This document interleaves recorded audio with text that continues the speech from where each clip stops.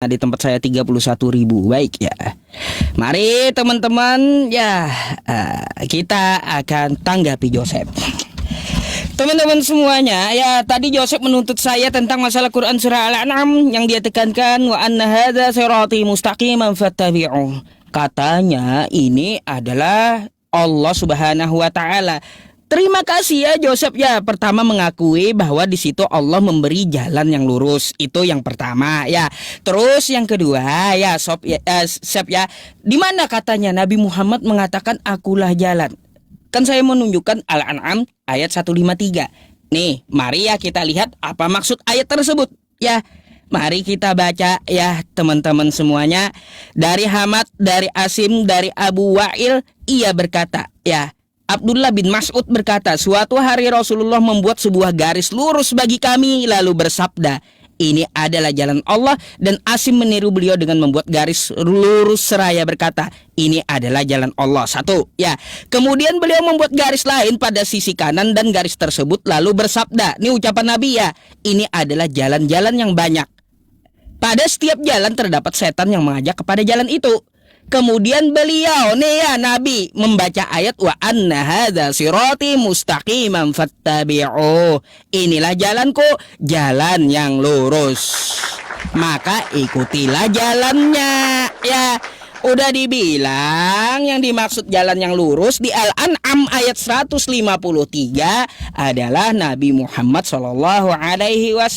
Nggak bisa Al-Quran saya itu dimanipulasi karena dia mempunyai asbabun nuzul, sebab turun ayat. Waktu itu Rasulullah menyatakan beberapa garis, 1, 2, 3. Lalu beliau berkata, wa anna hadza sirati mustaqiman fattabi'uh. Inilah jalanku, jalan yang lurus, maka dari itu ikutilah jalannya.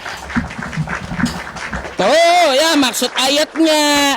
Ya tapi nggak apa-apa, Joseph udah mengakui itu adalah jalan Allah. Ya nggak apa-apa juga sih ya sebenarnya. Karena apa? Karena taat kepada Nabi Muhammad berarti taat kepada Allah. Ya, qul ati'ullah wa ati'ur rasul. Kan kayak gitu ya teman-teman semuanya. Berkaitan tentang masalah yang lainnya.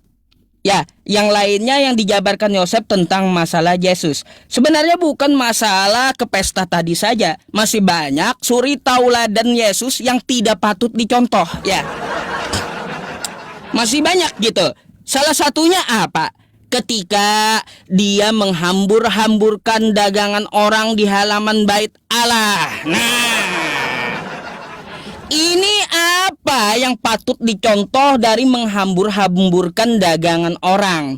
Apakah patut dicontoh menghambur-hamburkan dagangan orang? Suri tauladan apa yang dapat diambil menghambur-hamburkan dagangan orang?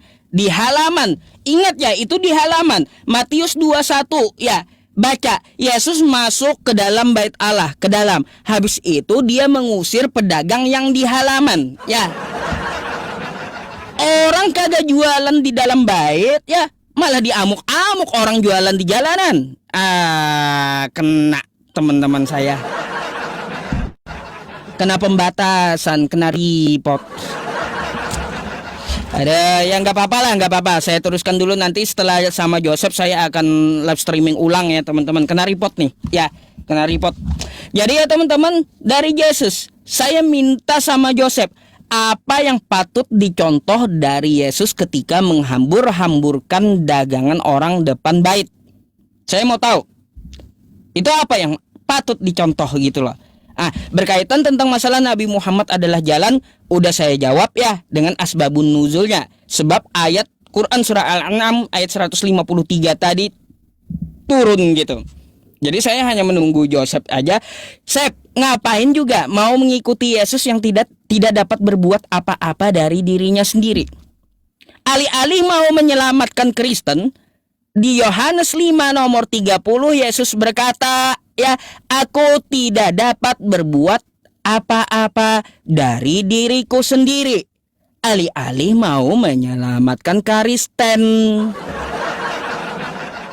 Dia sendiri loh yang ngaku, aku tidak dapat berbuat apa-apa dari diriku sendiri. Aku menghakimi sesuai dengan yang apa aku dengar dan penghakimanku adil. Kan kayak gitu.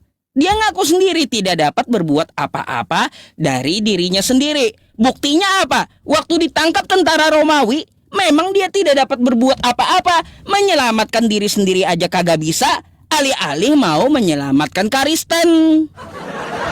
Jawablah itu. Ya, tentang masalah Yesus tuh. Silakan.